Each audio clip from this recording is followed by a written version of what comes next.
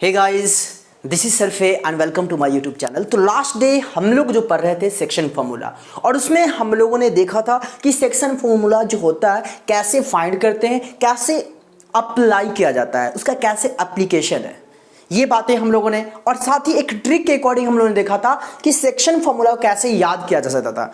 मैंने कहा था ना, x equal mx2 plus nx1 by m plus n, y coordinate मालूम करना है my2 plus ny1 by m plus n। Simple, ये बात याद रखिएगा। दूसरी बात मैं आपको बताना चाहूंगा कि अगर कोई पॉइंट x एक्सिस पे लाई करेगा तो आप समझ लो कि उसका कोऑर्डिनेट होगा x, 0। क्लियर बात है? अगर वही पॉइंट अगर y एक्सिस पे लाई कर रहा हो तो वहां पे उसका कोऑर्डिनेट 0, y होगा। कहने का सेंस हमारा क्या है, जरा गौर फरमाइएगा। ये x एक्सिस है और ये y एक्सिस है। तो अगर मान लो कोई पॉइंट है x एक्सिस पे लाई कर रहा है, मान लो यहां पे लाई कर रहा है, तो सिंपल सी बात है कि x कुछ ना कुछ होगा, बट y कोऑर्डिनेट क्या होगा, 0 होगा। हाँ, अगर मान लो कोई पॉइंट y एक्सिस पे लाई कर रहा है तो सिंपल सी बात है कि x यहां पे 0 होगा, लेकिन y कुछ ना कुछ होगा। और शायद ये भी आप जानते हो कि किसी भी पॉइंट का कोऑर्डिनेट लिखने के लिए सबसे पहले x कोऑर्डिनेट लिखा जाता है, देन y कोऑर्डिनेट। और ये भी आप जानते हो कि x कोऑर्डिनेट को एब्सिसा कहते हैं और y कोऑर्डिनेट को ऑर्डिनेट कहते हैं। चलिए अब अपने क्वेश्चन को रिमूव करते हैं। क्वेश्चन हमारा क्या कह रहा है, in what ratio is the line segment joining the points -2, -3 and 3, 7 divided by the y axis? किससे डिवाइड कर रहा है, y एक्सिस को डिवाइड कर रहा है। इसका यह मतलब हो रहा है कि वह पॉइंट y एक्सिस पे लाई कर रहा है, और जब y एक्सिस पे लाई कर रहा है तो आप बखूबी अच्छे अंदाज में समझ सकते हो कि उसका कोऑर्डिनेट क्या होगा, 0, y। y एक्सिस पे लाई करेगा तो 0, y। आगे मूव करते हैं। Also find the coordinates the point of division. तो हमें वो पॉइंट ऑफ डिवीजन भी मालूम करना है जो जिस पॉइंट पे वो इंटरसेक्ट हो रहा है। तो आइए इसका सॉल्यूशन हम लोग करते हैं। तो मैं आपको बताना चाहूंगा, जरा गौर फरमाइएगा। ये एक लाइन है जिसमें मान लो कि a का कोऑर्डिनेट हमारा क्या है, -2, -3 एंड b का कोऑर्डिनेट हमारा क्या है, गौर फरमा सकते हो, 3, 7। और कहा क्या रहा, in what ratio is the line segment joining the points इतना divided by the Y axis. मतलब कि वो जो पॉइंट ऑफ इंटरसेक्शन है वो वाई एक्सिस पे है। तो यानी कहने का मतलब है कि मान लो वो पॉइंट ऑफ इंटरसेक्शन P है और कहां पे है, वाई एक्सिस है। तो वाई एक्सिस इसका क्या मतलब होता है कि इसका कोऑर्डिनेट जो होगा 0, y। बातें समझ में आ रही है ना? और ये भी मैंने कहा था लास्ट डे, याद करिए बचपन में, कि कभी भी क्वेश्चन में पूछेगा इन व्हाट रेशियो या फाइंड द रेशियो, वहां पे आप क्या अज्यूम करोगे, λ/1। मैंने कहा था, याद होगा आपको शायद, कि अगर किसी क्वेश्चन में करा है कि फाइंड द रेशियो या इन व्हाट रेशियो, तो वहां पे उस पॉइंट जो होता है उस लाइन को λ/1 में डिवाइड करेगा। तो आइए लिखते हैं, let the point P divide AB in the ratio λ/1। किस रेशियो में, λ/1। मतलब लैम्डा हो गया, ये 1 हो गया। बातें समझ में आ रही है ना? पॉइंट P जो है AB वो किस रेशियो में डिवाइड कर रहा है, λ/1 में। तो अब जरा गौर फरमाइएगा, यहां पे टेक्निक है। अगर उस टेक्निक को आप अगर फॉलो कर लिए, समझ गए, तो आप जब भी इस टाइप का क्वेश्चन आपको नहीं मिलेगा सेक्शन फार्मूला बाद, बस आपको उसका क्वेश्चन का धुआं कर डालोगे। बस उस कॉन्सेप्ट को आप समझिए। यहां पे देखिए, इतना तो बात समझ में आ रही है कि क्या हो रहा है, इन व्हाट रेशियो, तो हमने λ/1 मान लिया। इतना बातें समझ में आई ना? आगे आपको यह समझना है कि ये पॉइंट जो आप देखोगे, ये पॉइंट क्या दे रहा है, उसको पहले गौर करिएगा। तो इसमें x कोऑर्डिनेट आपका 0 है, y कोऑर्डिनेट y है। तो याद रखिएगा, जो भी कोऑर्डिनेट, या तो x कोऑर्डिनेट या y कोऑर्डिनेट, उसमें अगर कोई कांस्टेंट नंबर होगा, वही वैल्यू सबसे पहले फाइंड करोगे। मतलब कहने का क्या सेंस है कि यहां पे आप अगर सेक्शन फॉर्मूला अप्लाई करोगे तो x भी फाइंड करोगे, y भी फाइंड करोगे ना? तो यहां पे कहने का क्या मतलब है कि हमें वो रेशियो मालूम करने के लिए सबसे पहले आपको कांस्टेंट वाला जो टर्म होगा यहाँ पे तो वेरिएबल y हो गया ना, कांस्टेंट 0 है, तो कांस्टेंट वाला टर्म कौन है, x एक्सिस, तो x एक्सिस के इक्वल टू 0 करेंगे। यहीं पर अगर 2 रहता सपोज, तो x कोऑर्डिनेट निकालते और इक्वल टू 2 करते। बातें समझ में आ रही है ना। यहां पे जो कांस्टेंट है उसी को हम इक्वेट करते हैं। तो यहां पे सेक्शन फॉर्मूला अप्लाई करेंगे तो गौर फरमाइएगा, x कोऑर्डिनेट अगर हम निकालेंगे तो क्या आएगा मेरा, mx2, यही ना होता है, mx2 plus nx1 by m plus n। तो यहां पे x कोऑर्डिनेट हमारा यहां पे क्या है, गौर फरमाइए 0, तो 0 इक्वल m हमारा क्या है लैम्डा, n क्या है 1, तो mx2 तो lambda into 3 plus nx1, nx1 तो n हो गया 1, x1 क्या हुआ -2 बाई m प्लस n मतलब लैम्डा प्लस 1। क्लियर बात है। अब इसको जब आगे हम सॉल्व करेंगे फर्दर तो मेरे को क्या आएगा, 3 lambda -2 by lambda plus 1। Cross multiply करोगे तो क्या आएगा, 0 को इससे मल्टीप्लाई करेंगे तो 0 डेट इक्वल 3 लैम्डा -2। क्लियर है। चलिए अब आगे सॉल्व करते हैं तो क्या आएगा, 3 लैम्डा इक्वल टू -2, जब इधर जाएगा तो +2, देयरफॉर लैम्डा इक्वल क्या आया 2/3। यानी कहने का सेंस हमारा क्या है कि यहां पे मेरे को वैल्यू आ गया लैम्डा का, क्या वैल्यू 2/3। तो हमने रेशियो क्या माना था, गौर फरमाइए, रेशियो हमने माना था लैम्डा इज टू 1, तो लैम्डा का वैल्यू क्या आया 2/3 इज टू 1, तो फाइनली क्या आएगा 2:3, मतलब रेशियो मेरे को आ गया क्या 2:3। देयरफॉर यहां पर लिखे क्या, रेशियो इक्वल 2:3, और ये हमारा पॉइंट ऑफ डिवीजन हुआ। फिर उसके बाद मालूम करना है इसका कोऑर्डिनेट। तो आप देख सकते हो कोऑर्डिनेट तो 0, x तो कोऑर्डिनेट मालूम है, बच क्या गया y कोऑर्डिनेट, तो यहां से आप y कोऑर्डिनेट निकाल दो। तो y कोऑर्डिनेट इक्वल क्या होता है, my2 plus ny1 by m plus n। Clear है बातें। तो यहां पे गौर फरमाइए, m के बदले क्या है लैम्डा, तो लैम्डा इंटू क्या होगा, सोचिए, लैम्डा इंटू y2 मतलब 7 प्लस n मतलब 1, लैम्डा 1 का क्या मतलब हो गया -3। क्लियर है बातें, बाई m प्लस n मतलब लैम्डा प्लस 1, तो 7 लैम्डा -3 बाई लैम्डा प्लस 1। यहां तक बातें समझ में आई।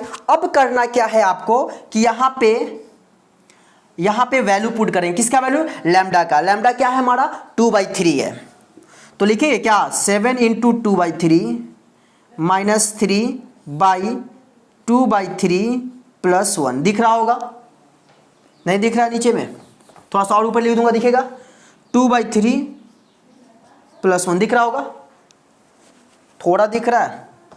चलिए तो इसको हम यहीं पे लिख देते हैं, कोई बात नहीं है। 7 इंटू क्या होगा हमारा लैम्डा 2/3 -3 बाई 2/3 प्लस 1। क्लियर है बातें। अब इसको सॉल्व कर देना है। सॉल्व कैसे होगा, गौर फरमाइए, 7 दूना 14, 14/3 -3 बाई 2/3 प्लस 1। एलसीएम लोगे क्या आएगा, एलसीएम 3 समझ रहे हो, इसको खुद से सॉल्व कर सकते हो। तो 14 - 9 क्या होगा 5/3 बाई, इसका एलसीएम लोगे 5/3 हो जाएगा। क्लियर बातें, देख सकते हो, इसका एलसीएम लेंगे तो 3, तो 2 + 3 5/3, 5/3 कैंसिल आ गया, 1 आ गया। तो फाइनली इस पॉइंट का कोऑर्डिनेट जो हमारा हुआ क्या हुआ 0, देयरफॉर यहां लेते हैं कोऑर्डिनेट जो हो जाएगा हमारा 0, 1। और इस तरीके से इस क्वेश्चन का सॉल्यूशन आपके सामने होता है। चलिए एक छोटा सा क्वेश्चन नेक्स्ट क्वेश्चन की मूव करते हैं, देखते हैं हमारा वो क्वेश्चन क्या है। तो फिर बोर्ड रफ होकर आपके सामने नेक्स्ट क्वेश्चन हाजिर है। ये भी कोऑर्डिनेट ज्योमेट्री के का ही है, समझ सकते हो, और वो सेक्शन फॉर्मूला का। यहां पर भी सेक्शन फॉर्मूला का अप्लाई करते हुए क्वेश्चन का सॉल्यूशन देना है। मैं फिर से आपको बताना चाहूंगा कि जो भी क्वेश्चन का मैं सॉल्यूशन दे रहा हूं, आप इस बात से बिल्कुल क्लियर हो जाओ कि वो क्वेश्चंस आपके एग्जाम में आएगा।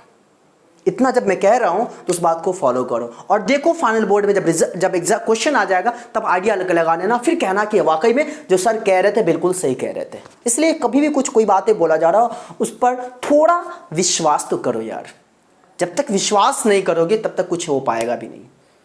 चलिए देखते हैं इस क्वेश्चन का सॉल्यूशन, वेरी इंपॉर्टेंट क्वेश्चन है। ये बहुत ही इंपॉर्टेंट है, जितना भी लगाना है लगा लो, ऐसा क्वेश्चन पूछा ही जाता है। If point P divide the line segment joining the points A 2,1 and B 5-8 such that AP by AB equal 1/3 if P lies on the line इतना यानी 2x minus y plus k equal 0 find the value of k। मतलब एक line है AB, तो आइए उस line का figure draw कर देते हैं। ये A का कोऑर्डिनेट हमारा 2 1, B का कोऑर्डिनेट हो गया 5-8, और इस पे मैं बताना चाहूंगा कि ये इस पे एक पॉइंट P जो है वो लाई कर रहा है, वो पॉइंट P लाई कर रहा है। तो पता करना, तो इस प्रकार लाई कर रहा है कि कंडीशन हमारा दे रहा है if AP by AB equal 1/3। तो और साथ ही बता रहा हूं ये पॉइंट P इस इक्वेशन पे लाई कर रहा है, गौर माना इस इक्वेशन पे। खैर वो बात की बात है, फिलहाल अभी हम लोग पता कर लेते हैं कि ये पॉइंट P जो है इस AB को किस रेशियो में डिवाइड करेगा, ये तो हम लोग मालूम पहले कर लेते हैं। गौर फरमाइए AP by AB इक्वल 1/3, ये इसका क्या मतलब साफ है कि AP जो कहते हो, और इस AB को क्या लिख सकते हैं, A to B, AB को लिख सकते हैं AP प्लस PB। AB को हम क्या लिख सकते हैं, AP प्लस PB। तो यहां लिखे क्या, AP plus PB that equal 1/3। Cross multiply करोगे तो पता चलेगा 3AP equal AP plus PB। अब क्या करो, AP वाले को वन साइड करो तो 3AP minus AP equal AB। ऐसा मैं क्यों कर रहा हूं, मैं ऐसा M और N पता लगा रहा हूं कि M और N हमारा क्या होगा। तो 3AP माइनस AP क्या होगा, 2AP equal AB। Therefore AP by AB, sorry AP by AB मैं कह रहा हूं, how is it possible. AP यहां तो आपका बच गया क्या, PB बच गया ना, PB। तो AP बाई क्या होगा हमारा, PB। तो AP बाई PB क्या होगा, आप गौर फरमा सकते हो 1/2। इतना होगा या नहीं होगा, पहले क्लियर हो जाओ।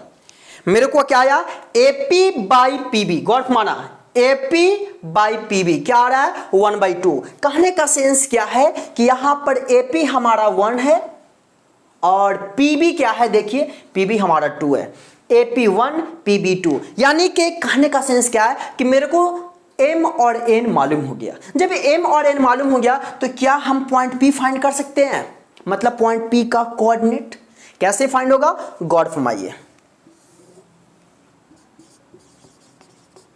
पॉइंट P, तो पॉइंट P फाइंड करने के लिए फिर से बात वही पुरानी बात, सेक्शन फॉर्मूला, ये M हो गया और ये N हो गया।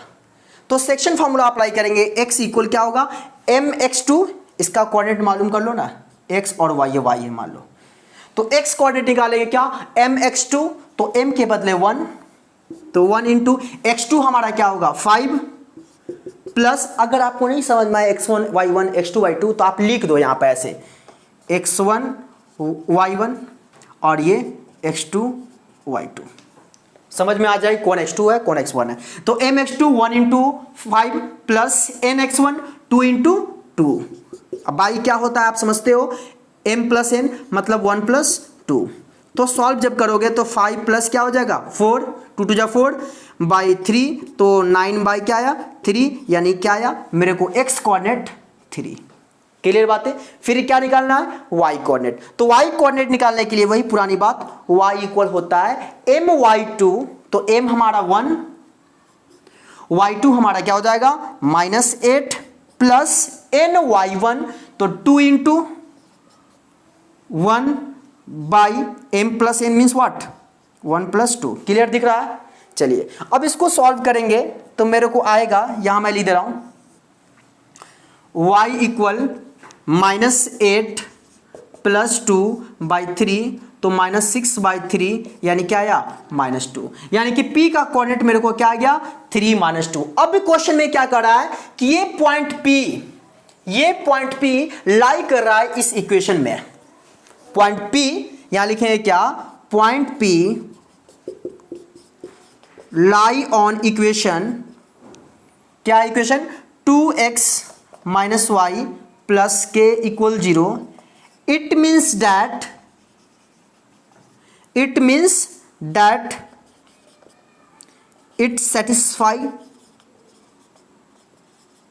मतलब क्या है, अगर पॉइंट P इस इक्वेशन पे लाई कर रहा है, इसका यह मतलब होता है कि इस इक्वेशन को पॉइंट P क्या कर रहा है, संतुष्ट कर रहा है, सेटिस्फाइड कर रहा है। और जब सेटिस्फाई करने का मतलब क्या है कि x कोऑर्डिनेट जो पॉइंट P का आया है वो इसमें लाई करेगा, y कोऑर्डिनेट जो -2 आया है ये P का जो y कोऑर्डिनेट -2 है ये इस इक्वेशन में लाई करेगा।